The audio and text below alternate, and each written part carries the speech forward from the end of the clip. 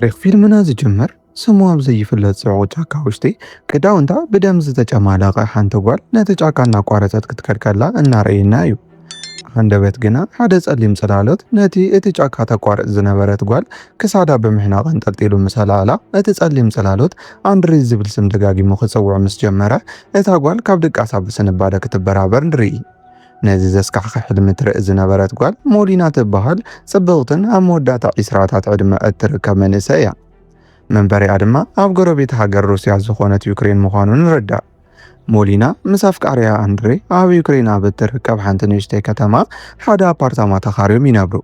ሞሊና ለይቲ ብዝረኣየቱ ሕልሚ መሰረት እቲ ጸሊም ጽላሎት ስም ኣፍቃሪያ አንድሬ ደጋጊሙ ምጽውዑ ኣብ ልዕሊ አንድሬ ዘይተጸበየቱ ሓደጋ ኸይመጽእ ብምሕሳብ ኣብ ልዑል ስጋኣት ትወድቕ። ካብ ድቃሳ ድሕሪ ምትስኣ ድማ ናብ ሳሎና ብምኻድ ምስቲ ከም ነፍሳ እትፈትዎ ኣፍቃሪያ አንድሬ ንኸይዲ ደቓይቕ ምስ ተሰዓዓሙ አንድሬ ተፋኒዋ ናብ ስራሕ እንትኸይድ ሞሊና ካብ ከተማ ወፃኢ ናብ እትርከብ እሞኣዩ ካብ ብምድዋል ትማልለይቲ ብዛዕባ ዝረኣየቱ ሕልሚ ብዝርዝር ትነግራ። ዩካ ድማ እቲ ሕልሚ ጽቡቕ ትርጉም ስለ ዘይብሉ አንድሬ ጥንቃቐ ንኽገብር ንኽትነግሮ ተተሓሳስባ። ኮይኑ ግና ኣብታ መዓልቲ እቲኣ ምሸት ሞሊናን አንድሬን ዝተራኸብሉ ናይ ፍቕሪ ዓመታት ብምዝካር ጽቡቕ ዝበሃል ግዜ ክሕልፉ ጸኒሖም ፍቕሪ እናሰርሑ ለይቶም ይሕልፉ።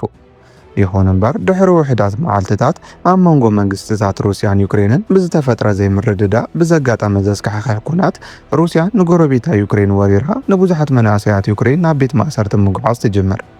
ኣብዚ እዋን እዚ ሞሊናን አንድሬን ዝነብሩሉ ቦታ እውን ኣብ ትሕቲ ቁፅፅር ወታደራት ሩስያ እናኣተወ ስለ ዝመፀ አንድሬን ሞሊናን ንብረቶም ብምሉእ ብምሕዳግ ነታ ዝፈትውዋ ከልቦም ጥራይ ሒዞም ካብቲ ዝነብሩሉ ከባቢ ብመኪና ክሃድሙ ይጅምሩ። በመኪና እናተጓዓዙ ከለው ድማ ሞሊና ኣብ ሞኣ ትነብረሉ ቁሸት ካብታ ከተማ ወፃኢ ስለ ዝኾነ ናብኡ እንተኸይዶም ካብ መጥቃዕቲ ወታደራት ሩስያ ናፃ ክኾኑ ከም ዝኽእሉ ሓሳብ እንትተቕርብ አንድሬ እውን ብሓሳባ ተሰማሚዑ ኣሞ ሞሊና ናብ ዘላትሉ ቦታ ክጓዓዙ ይጅምሩ። እንተኾነ ግና ኣብ መንጎ ጉዕዞኦም ዕጥቂ ዝተዓጥቑ ገለ ወታደራት ሩስያ ንአንድሬን ሞሊና ንረኺቦሞም ድሕሪ ደው ምባሎም ናበይ ይኸዱ ከም ዘለዉ ክነግርዎም ብሕቶ እንተዋጥርዎም አንድሬ ብፍጹም ርግጋእ ነቶም ወታደራት ንዝሓተትዎ ሕቶታት ኩሉ ግቡእ መልሲ እንትሃቦም እኳ እቶም ወታደራት ግና ነታ ምስኡ ዘላ ሞሊና ጽባቐ ኣሪኦም ስምዒቶም ምቁፅጻር ስለ ዝሰኣኑ ክዕምፅዋ ይሓስቡ። ሓደ ካብቶም ወታደራት እውን ነቲ ሓለቆኦም ነታ ጓል ኣትሪፎም ነቲ ወዲ ጥራይ ክኸይድ ክገብርዎ ንኽፈቕደሎም ምስ ሓተቶ ነቲ ሓለቓ ትምኒት ወታደራቱ ንምምላእ ሕራይ ይብሎ። በዚ ግዜ እዚ እቶም ወታደራት ናብ መኪና አንድሬ ብምምላስ ንሰብነት ሞሊና ብኣጽዋሮም እናተናኸፉ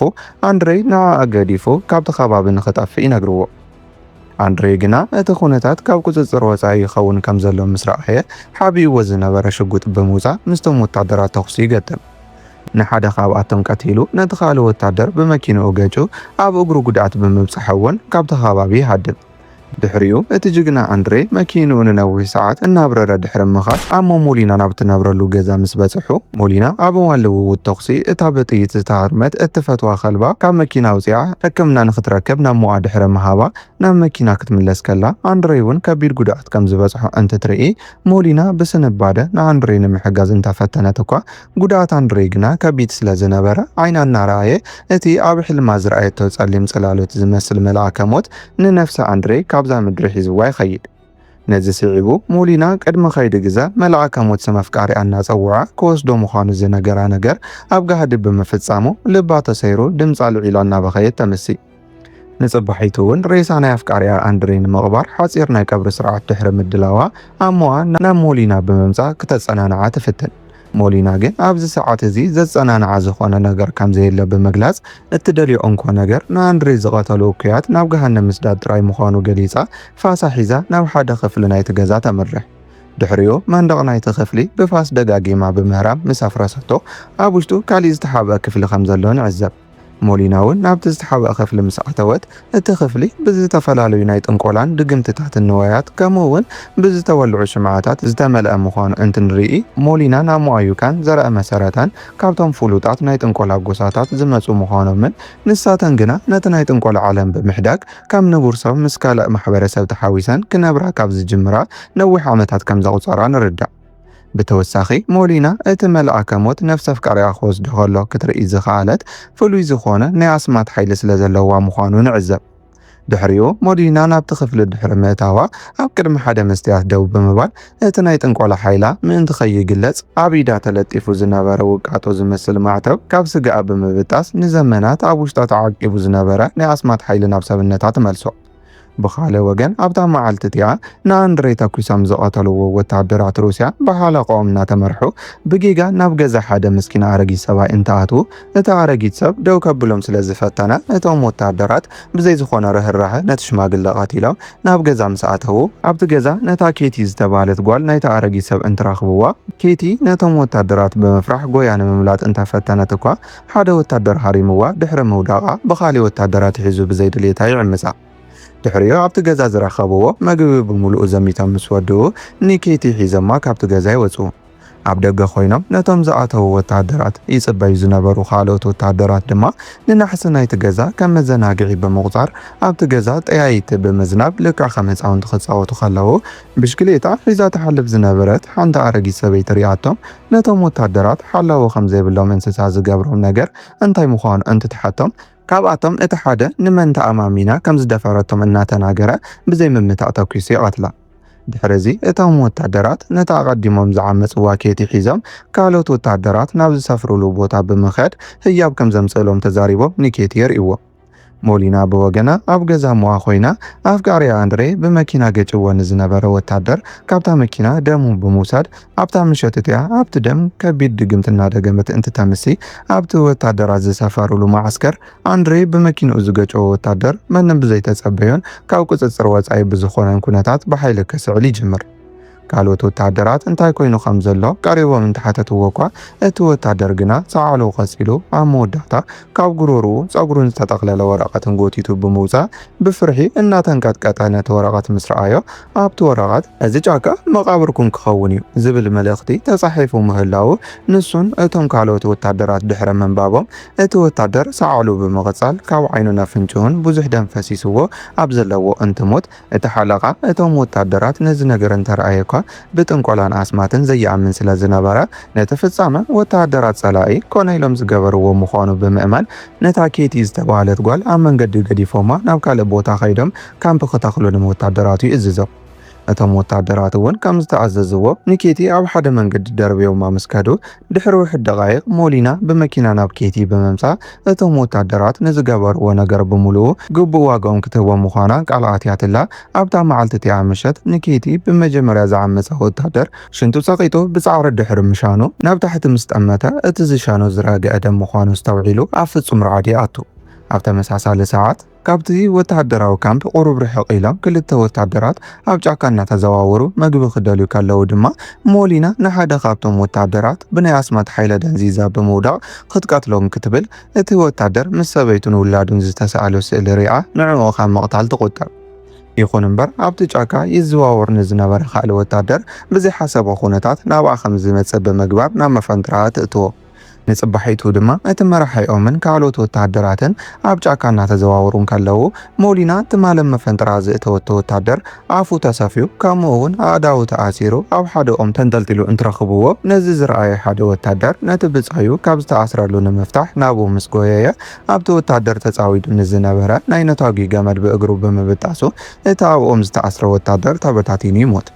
ሞሊና እውን ናብቲ ጥንቆላ እትሰርሓሉ ክፍሊ ብምምላስ ሓይላ ንምውሳኽ ስለ ዝሓሰበት ንሓደ ርኩስ መንፈስ ንኩሎም ጸላእታ ሕነ ንምፍዳይ ዘኽእላ ተወሳኺ ሓይሊ ንኽህባ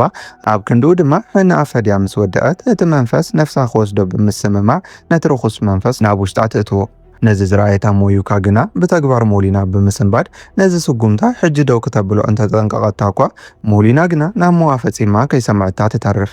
እቲ ሓድሽ ናይ መንፈስ ሓይሊ ምስ ተቐበለት ድማ ትማሊ ምሸት ስእሊ ስድራ ቤቱ ሪኣ ንዝመሓረቶ ወታደር ኣስማታ ብምጥቃም ሰበይቱን ውላዱን ሞይቶም ኣብ መሬት ዝተዘርግሑ ዘርኢ ምስሊ ናብ ስልኩ እንትትልእኸሉ እቲ ወታደር ኣዝዩ ብምሽባር ናብ መራሒኡ ኸይዱ ናብ ስድራ ቤቱ ክምለስ ከም ዘለዎ ድሕሪ ምሕባር ናብ ሓደ ታንኪ ብምእታው እናዘወረ ክኸይድ ይጅምር። ይኹን እምበር ሞሊና ኣእምሮ ናይቲ ወታደር ስለ ዝተቆፃፀረቶ እቲ ወታደር መንገዱ ሲሒቱ ናብቲ ናይ ባዕሉ ብፆት ዝኾኑ ካልኦት ወታደራት ዝነብሩሉ ድንኳን ብምእታው በታ ታንኪ ጨፍሊቑ ይቐትሎም። ኣብዚ ግዜ እዚ ምስቲ ሓለቆኦም ዝነበሩ ካልኦት ወታደራት ነታ ውሽጢ ታንኪ ዝነበረ ወታደር ካብቲ ታንኪ ብምውፃእ ጽቡቕ ገይሮም ክቕጥቅጥዎ የምስዩ።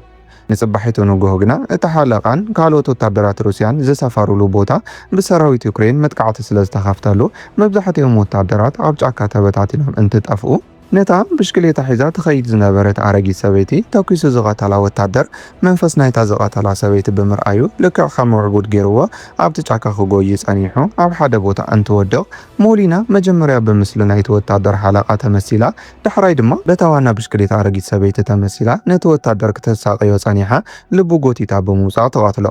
ድሕሪኡ ዘውፅኣቶ ልቢ ናይቲ ወታደር ናብ ገዛ ዩካ ሒዛ ብምኻድ ክትበልዖ ምስ ጀመረት ዩካ ነዚ ተግባር ሞሊና ሪኣ ብምድንጋጽ ክትክልክላ እንተፈተነት እኳ ሞሊና ግና ብሕርቃንጫ ሓቢራታ ጉድኣት ተብጽሐላ።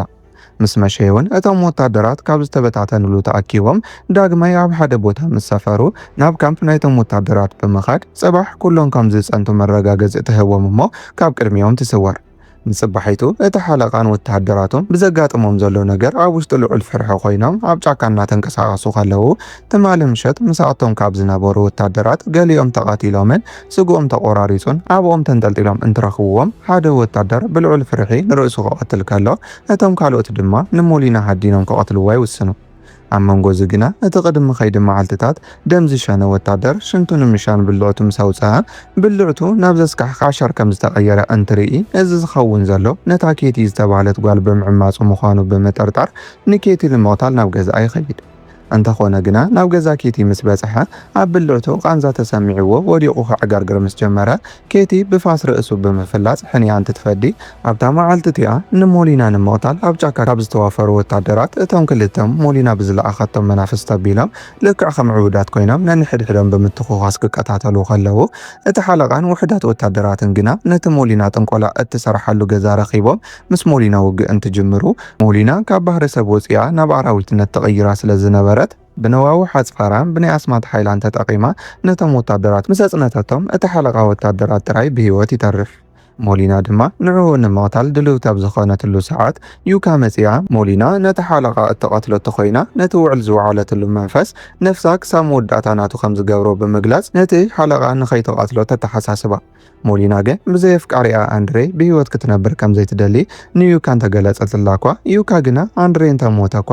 ዘርኢ ኣንድሬ ኣብ ውሽጣ ይረኣይ ከም ዘሎ ብምግላጽ ሞሊና ካብ ኣንድሬ ጥንስቲ ምዃና ኣብ ሕልማን ብምርኣያ ንሞሊና እንተተበስራ ሞሊና ነዚ ሰሚዓ ቁሩብ ምስ ተረጋገአትን ብጥይት ተወቂዓ ቆሲላ ዝነበረት እትፈትዋ ከልባ ሕጂ ሓውያ ኣብ ቅድሚያ ቁልጭ ቁልጭ ክትብል እንትትርኢን ሙሉእ ብሙሉእ ናብ ልባ ብምምላስ ነቲ ሓለቓ ከይቀተለቶ ብምሕዳግ ነፍሳ ንመናፍስቲ ከምሃብ ትድሕን።